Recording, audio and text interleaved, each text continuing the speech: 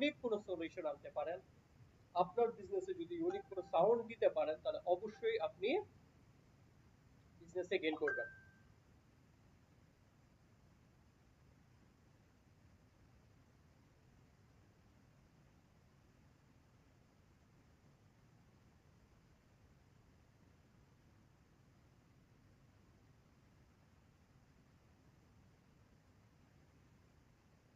ওকে, তো এতটুকু বলার কারণটা হচ্ছে আপনারা আজকে থেকে আপনারা যেভাবে এতদিন চিন্তা করেছেন কি করব, কেন করব, কার জন্য করব, কিভাবে করব, কোথায় করব, এই কোশ্চেন গুলোকে আবার রিভাইজ করবেন। আপনার আগে প্রবলেম অ্যানালাইজ করেন।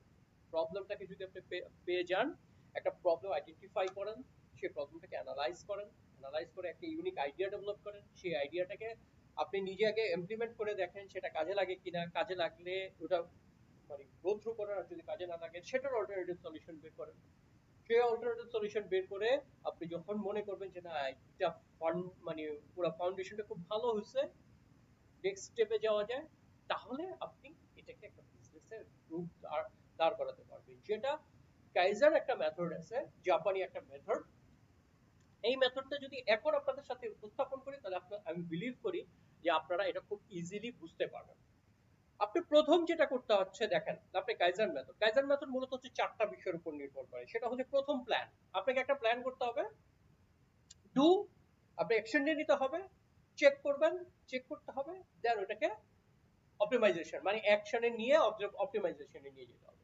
ওকে, এটা হচ্ছে মূল চারটা মানে কাইজার মেথডের মূল চারটা থিওরি।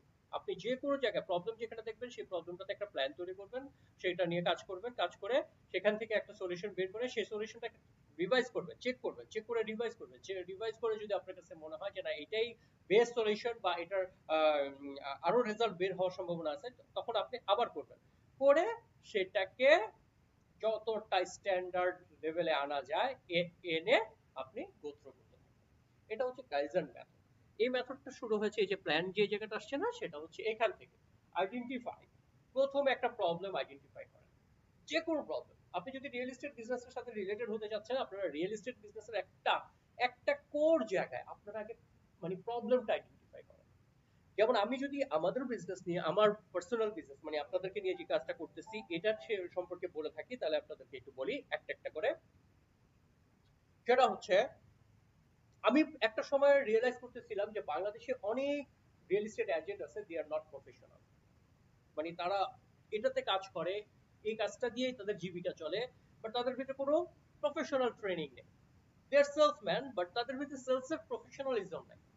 তো তখন আমার কাছে মনে হচ্ছে আচ্ছা ঠিক আছে, এটাকে নিয়ে কাজ করা যায় কিনা, এই যে এত এত মানুষকে ট্রেনিং দেওয়া যায় কিনা। আমি যদি পার্সোনালি আমার অফিসে ট্রেনিং দেই, তাহলে আমি 10 জন